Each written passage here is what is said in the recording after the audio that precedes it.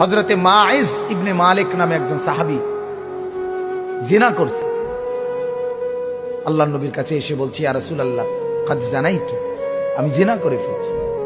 আল্লাহর নবী ফালতাফাতা, অন্যদিকে চেহারা ফিরাই দিয়েছেন। আবার তিনি বললেন ওইদিকে ফিরে গিয়ে, ইয়া রাসূলুল্লাহ আমি জিনা করেছি।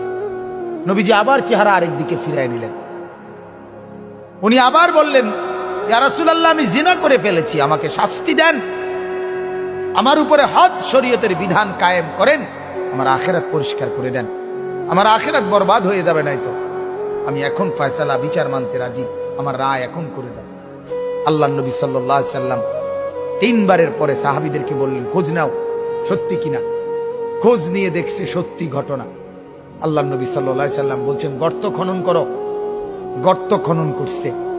ওই সাহাবীকে গর্তের মাঝখানে কোমর পর্যন্ত দাঁড় করাইয়া বাকি সাহাবীদেরকে বলছে তাকে পাথর মেরে হত্যা করো। মুসলিম শরীফের হাদিস, একেবারে বিশুদ্ধ হাদিস। যখন পাথর মেরে হত্যা করছে, তখন পাথরের আঘাতের কারণে ওনার শরীর থেকে রক্তের ছিটা একজন সাহাবীর গায়ে আয়সা লাগছে।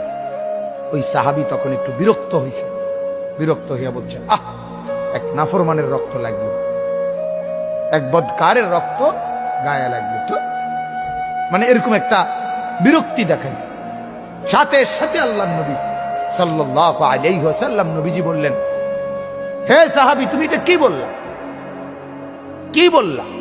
আমার এই মায়েজ গোটা পৃথিবী যা জানতো না, নিজের অপরাধ নিজে স্বীকার করে, নিজের শাস্তি নিজে গ্রহণ করে তওবা করছে।